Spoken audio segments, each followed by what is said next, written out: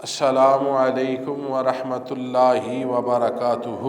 حمد و ثنا اور درود و سلام کے بعد انتہائی واجب الاحترام پیارے بزرگوں، پیارے دوستوں، پیارے بھائیوں، علامہ مجدد الدین محمد بن یعقوب فیروز آبادی 8 ہجری لکھتے ہیں، بخل کرم کی ضد ہے۔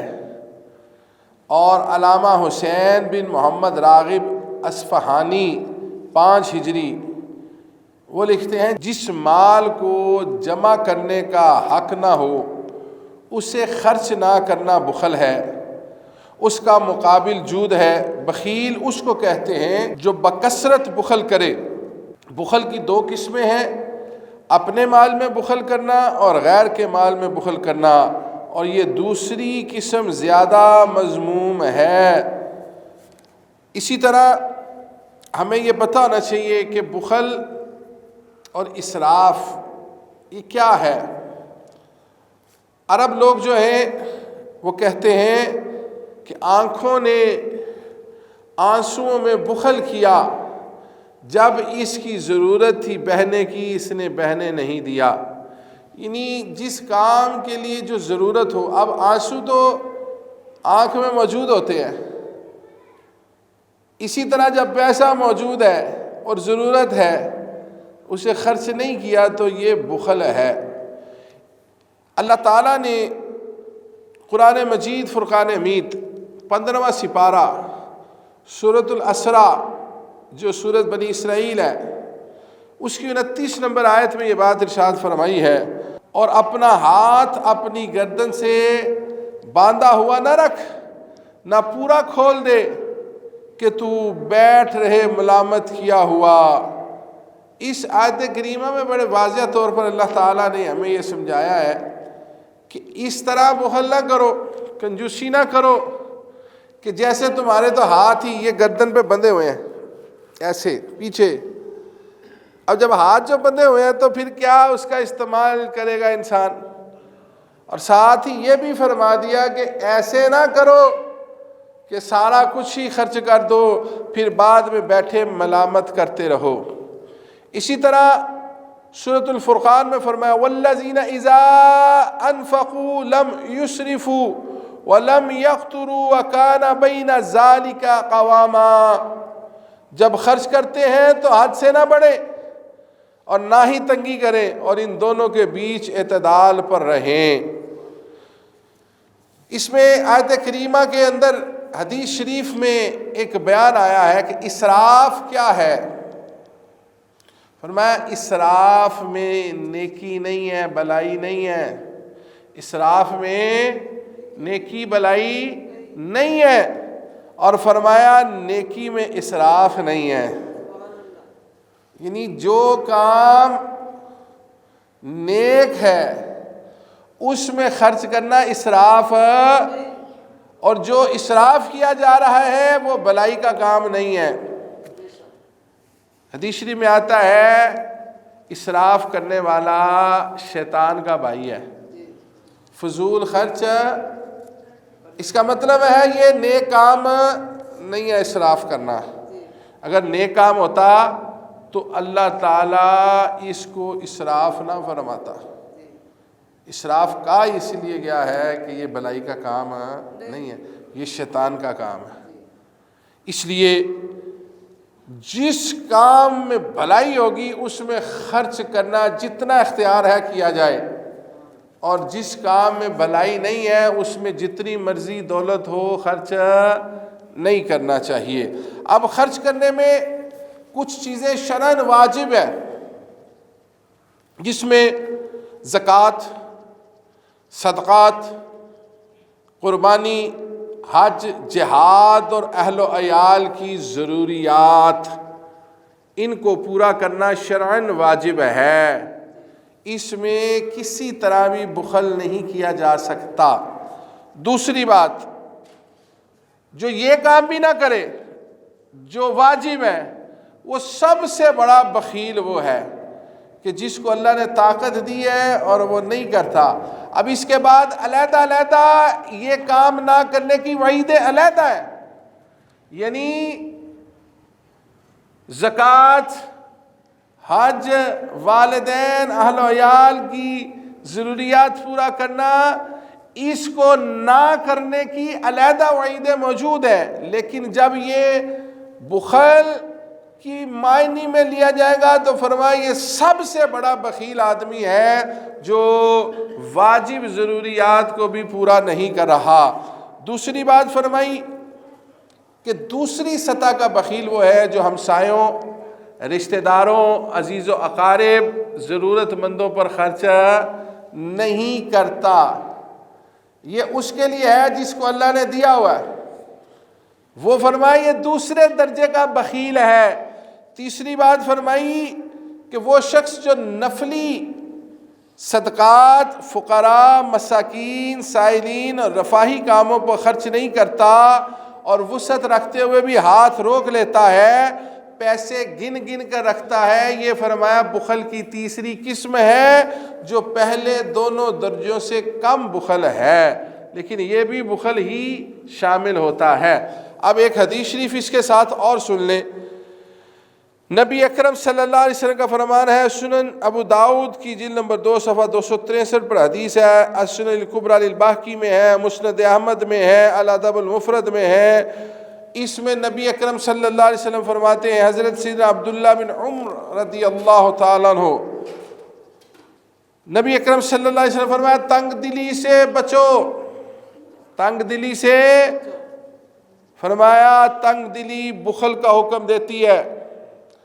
تنگ دلی کی وجہ سے پہلے لوگ ہلاک ہوئے، اور بخل کی وجہ سے لوگ قطع تعلقی کرتے ہیں، اور قطع تعلقی کی وجہ سے لوگ جھوٹ بولتے ہیں۔ یعنی جب انسان بخل سے کام لے گا، تنگ دلی سے کام لے گا، تو پھر اس کے دل میں ایسے ہی وہم پیدا ہو جائے گا کہ یار فلاں میرا غریب رشتہ دار ہے، یہ کہیں مجھ سے مانگ نہ لے پیسے، جی میرے پیچھے نہ پڑ جائے، تو اس سے میں ملتا ہی نہیں ہوں۔ فرمایا یہ بخل تمہیں قطع تعلقی کی طرف لے جائے گا۔ پھر جب قطع تعلقی کر لیتا ہے تو پھر کہیں ایسی ملاقات ہو گئی، جناب ملتے نہیں ہے، تو جھوٹ بولتا ہے، نہیں ایسا ہے، ویسا ہے، ایسا ہے، ویسا ہے۔ فرمایا پہلے قطع تعلقی کرتے ہو، پھر جھوٹ بولتے ہو، یعنی بخل تمہیں ہر درجے پر برائی کی طرف لے کر جا رہا ہے۔ فرمایا بخل سے بچتے رہو، وگرنہ انسان جھوٹ کی طرف چل پڑتا ہے۔ اسی طرح اللہ تعالیٰ نے اور بھی کئی مقامات پر قرآن مجید فرقان حمید میں بخل کرنے والوں کو بڑی سخت وعیدیں بھی سنائی ہیں، جس میں حق مال کی زکوٰۃ دینے پر بھی، نہ دینے پر بھی اللہ تعالیٰ نے فرمایا، سورۃ توبہ آیت نمبر 34-35 کہ یہ جو سونا چاندی اللہ کی راہ میں اس کو خرچ نہیں کرتے، انہیں یہ خبر سنا دو، ان کے لیے دردناک عذاب ہے، جس دن اسے تپایا جائے گا جہنم کی آگ میں، پھر اسی مال سے پیشانی، کروٹیں اور پیٹھ کو داغا جائے گا۔ یعنی یہ جو مال آج ہم اللہ کی راہ میں خرچ نہیں کر رہے، فرض جو زکوٰۃ ہے وہ نہیں دیتے، قیامت کے روز یہ مال طوق بنا دیا جائے گا اور ہمارے پیشانیوں پر، پشتوں پر داغا جائے گا اس مال کے ذریعے۔ اسی طرح حدیث شریف میں نبی اکرم صلی اللہ علیہ وسلم بڑے واضح طور پر یہ بات ارشاد فرما دی ہے کہ جو شخص اللہ کے مال سے زکوٰۃ ادا نہیں کرتا، قیامت کے دن وہ مال ایک موٹا اور گنجا سانپ بنایا جائے گا، جس کی آنکھوں کے اوپر 2 سیاہ نقطے ہوں گے، پھر وہ اس شخص کو اپنے جبڑوں میں پکڑے گا اور کہے گا میں تیرا مال ہوں۔ یعنی وہ مال ایک اژدہا کی صورت میں اس کے سامنے لایا جائے گا۔ اور ایک اور حدیث شریف ہے صحیح بخاری جلد نمبر 1 صفحہ نمبر 443، صحیح مسلم کنز العمال جامع صغیر، ان میں نبی اکرم صلی اللہ علیہ وسلم، بخاری شریف میں 2 مرتبہ آئی ہے، حدیث نمبر 333 اور 443، نبی اکرم صلی اللہ علیہ وسلم فرماتے ہیں، حضرت ابو ہریرہ رضی اللہ تعالیٰ عنہ اس کے راوی ہے، فرمایا ہر روز اللہ کے فرشتے زمین پر اترتے ہیں اور دعا کرتے ہیں۔ اللہ اکبر، بڑی اہم حدیث ہے بخاری شریف کی۔ فرمایا اللہ کے فرشتے اتر کے دعا کرتے ہیں، یا اللہ جو تیری دیے ہوئے مال میں سے خرچ کرتے ہیں ان کو اچھا بدل عطا فرما، اور جو خرچ نہیں کرتے ان کے مال کو ضائع فرما۔ یہ بخاری شریف میں لکھا ہے کہ جس کو اللہ نے وسعت دی اور اس مال کو وہ خرچ کرتا ہے، اللہ کے فرشتے اس کے مال میں اضافے کی دعا کرتے ہیں، اور جس کو وسعت دی اور اس مال کو خرچ نہیں کرتا، اللہ کے فرشتے اس شخص کے مال کی تباہی کی دعا کرتے ہیں۔ اور اس کو ایک حدیث میں نبی اکرم صلی اللہ علیہ وسلم فرمایا، بخیل اور صدقہ کرنے والے کی مثال ایسی ہے کہ جیسے دونوں نے لوہے کی زرہ پہنی ہوئی ہے، لوہے کی زرہ پہنی ہے۔ صدقہ کرنے والے کے لیے یہ زرہ وسعت والی ہوتی جاتی ہے، لمبی ہوتی جاتی ہے، پھیلتی جاتی ہے، اور بخیل کے لیے یہ گرفت کرتی ہے۔ جیسے جیسے مال کو خرچ کیا جاتا ہے اس ذرہ میں کشادگی آتی جاتی ہے اور یہ بڑھتی جاتی ہے۔ یعنی حدیث شریف میں آتا ہے کہ صدقہ کرنے سے مال کا، انسان کی جان کو حفاظت ملتی ہے، اور صدقہ ہر بلا کو ٹال دیتا ہے۔ جیسے ذرہ جو ہے یہ انسان کے جسم کی حفاظت کرتی ہے، کوئی گولی لگے، کوئی پتھر لگے، آپ نے دیکھا ہوگا کہ جو سیکیورٹی گارڈز ہوتے ہیں یا جو بڑے بڑے لوگ ہیں وہ نیچے سے بلٹ پروف جیکٹیں پہن کے آتے ہیں تاکہ اگر کوئی گولی لگے تو وہ رک جائے، جسم کو نہ لگے۔ فرمایا صدقہ تمہاری روحانی حفاظت کرتا ہے۔ یہ بھی لوہے کی زرہ ہوتی ہے، جیسے تلوار لگنے سے زرہ کی ڈھال بن جاتی ہے، اسی طرح صدقہ دینے سے اللہ تمہارے جسم کی حفاظت فرماتا ہے۔ اسی طرح فرمایا جو نہیں کرتا یہ زرہ اس کے لیے دکھنے والا لوہا بن جاتی ہے، یعنی اس کے جسم پر سخت ہوتی ہے۔ اب لوہے کا لباس پہنا اور بڑا سخت ہو جائے، کپڑے ٹائٹ پہننے کو ملے نا تو انسان پریشان ہوتا ہے، کہتا ہے یہاں سے ٹائٹ ہے، یہ ٹانگ سے ٹائٹ ہے، بازو سے کندھوں سے ٹائٹ ہے، یار میں بڑا بے چین ہوں، اس میں بھی پریشان ہوتا ہے، حالانکہ یہ کپڑا ہے۔ لیکن اگر لوہے کی زرہ سخت ہو جائے، جسم کے ساتھ تنگ ہو جائے تو وہ تو انسان کے جسم کو خراب کرتی ہے۔ فرمایا تمہارا بخل اور تمہارا صدقہ تمہارے جسم کی حفاظت بھی کرتی ہے اور نقصان بھی آتا ہے۔ اگر یہ نہیں کرو گے تو پھر تمہارے لیے یہ پریشانی کا سبب بن جائے گی۔ اسی طرح نبی اکرم صلی اللہ علیہ وسلم نے فرمایا انسان کا بدترین خلق، گھبراہٹ پیدا کرنے والا بخل اور بے شرمی والی بزدلی ہے۔ یعنی انسان کے لیے بد اخلاق ہونے کے لیے دو چیزیں فرمائی کہ یا تو یہ بخیل ہوگا یا یہ بے شرمی والا بزدل ہوگا، یعنی اس کے سامنے جو بھی ہو رہا ہے یہ کچھ بھی نہیں کہے گا بلکہ بزدلی کا مظاہرہ کرے گا۔ بے شرمی کا لفظ اس میں اس لیے استعمال کیا گیا ہے کہ وہ معاملے جس میں انسان کی غیرت جاگتی ہے، یہ شخص جو بدترین اخلاق والا ہے یہ وہاں پر بھی بزدل رہتا ہے۔ اسی طرح نبی اکرم صلی اللہ علیہ وسلم نے ہمیشہ اس بات کا حکم دیا ہے کہ اچھے کاموں میں خرچ کرو، اور قرآن نے بھی ہمیں بار بار یہ حکم دیا ہے کہ ایسے کام جو اچھے ہیں ان میں خرچ کرو، جو برے ہیں ان میں خرچ نہ کرو، اور جب خرچ کرنے لگو تو میانہ روی اختیار کرو۔ میانہ روی کا مطلب ہی یہ ہے کہ انسان اس انداز میں ضروریاتی زندگی پورا کرے جس میں کوئی غلط طریقہ نہ ہو۔ نبی اکرم صلی اللہ علیہ وسلم کا فرمان جسے ابو امیہ شیبانی کہتے ہیں، میں نے ابو صالح خشنی سے پوچھا کہ علیکم انفسکم، جو قرآن مجید سورۃ المائدہ 105 نمبر آیت میں ہے کہ اپنی جانوں کی فکر کرو، اس کی تفسیر میں کیا کہتے ہو؟ تو کہنے لگے میں نے نبی اکرم صلی اللہ علیہ وسلم سے دریافت کیا تو آپ نے فرمایا نیکی کا حکم دو برائی سے منع کرو، حتیٰ کہ جب تم دیکھو کہ بخل کی موافقت کی جا رہی ہے، خواہش کی پیروی کی جا رہی ہے، دنیا کو ترجیح دی جا رہی ہے، ذو رائے اپنی رائے کو اچھا سمجھ رہا ہے، تو تم اپنی جان کی فکر کرو، عوام کو چھوڑ دو، کیونکہ تمہارے بعد صبر کے ایام ہوں گے، ان میں صبر کرنا انگارے کو پکڑنے کی مثل ہے۔ اس ایام میں نیکی کرنے والے آدمی کو 50 آدمیوں کے برابر اجر دیا جائے گا۔ اگر ہم دور حاضر کو دیکھیں تو ہم انہی حالاتوں میں ہیں، بخل عام ہے، نیکی کے کام میں خرچ کرنے کا کہو ہمت نہیں پیدا ہوتی، الا ماشاءاللہ جو کر رہے ہیں انہی کی وجہ سے سارے نیک کام ہو رہے ہیں، فلاح انسانیت ہو رہی ہے، فلڈ میں لوگوں کو پیسہ مل رہا ہے، لیکن اس میں بھی ایسے لوگ ہیں جو عیاشیوں میں اپنا پیسہ تباہ کرتے ہیں لیکن اللہ کی راہ میں خرچ نہیں کرتے ہیں۔ فرمایا یہ عام جنرل جو بات ہے کہ بخل جو ہے وہ عام ہو جائے گا، عام بخل ہے۔ اسی طرح فرمایا خواہش کی پیروی کی جائے، اپنی خواہش ہو جو مرضی کرتے رہو، لیکن رب کی رضا کے لیے انسان پیچھے ہو جاتا ہے۔ فرمایا ایسے میں اب تمہیں ضرورت ہے کہ اپنے آپ کا اختیار، اپنے آپ کی فکر، اپنے آپ کو درست کر لو۔ ایسے میں جب تم درست عمل کرو گے تمہارے اعمال 50 آدمیوں کے برابر ہوں گے۔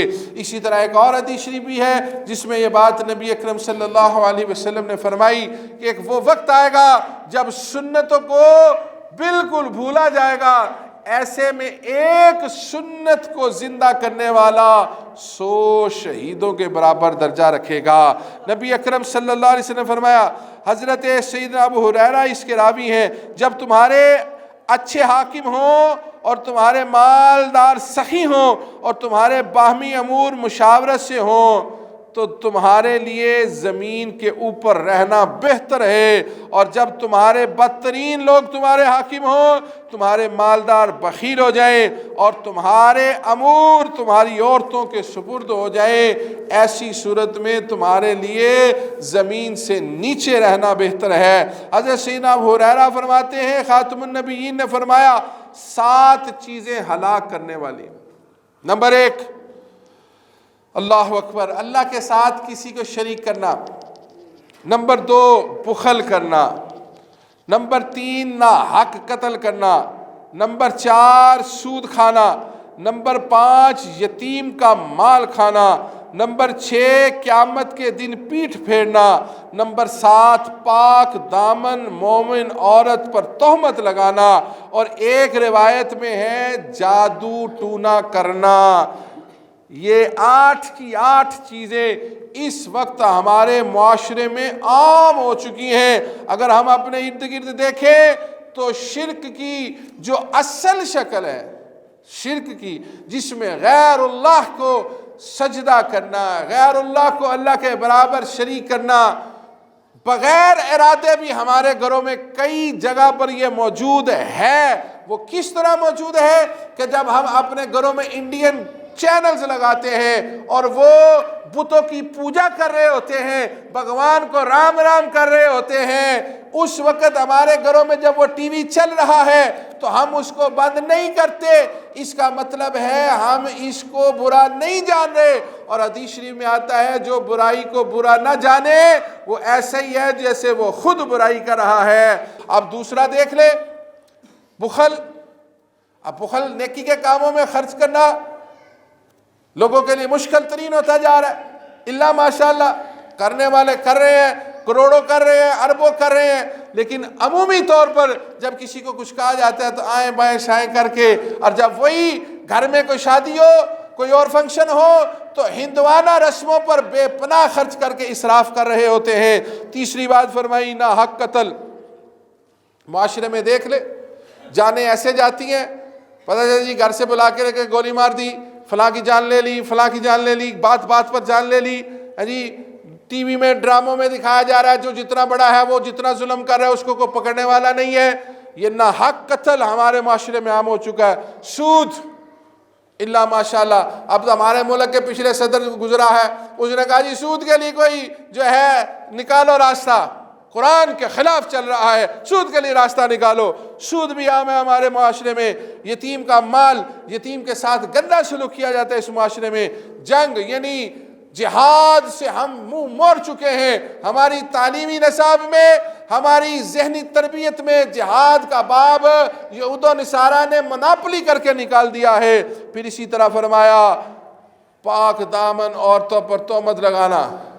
کوئی عورت گزر رہی ہے، ایسے ہی کہہ دیں یہ تو ایسی ہے، یہ ویسی ہے، فلاں ہے، ٹمکان ہے۔ یاد رکھے کسی پر کوئی تہمت لگائیں گے، جب تک اس کی معافی نہیں مانگ لیں گے یا اس سے معافی مانگ کر اپنے گناہ کو بخشوا نہیں لیں گے تو اس وقت تک موت نہیں آئے گی جب تک خود بھی اس گناہ میں نہیں جا چکے ہوں گے۔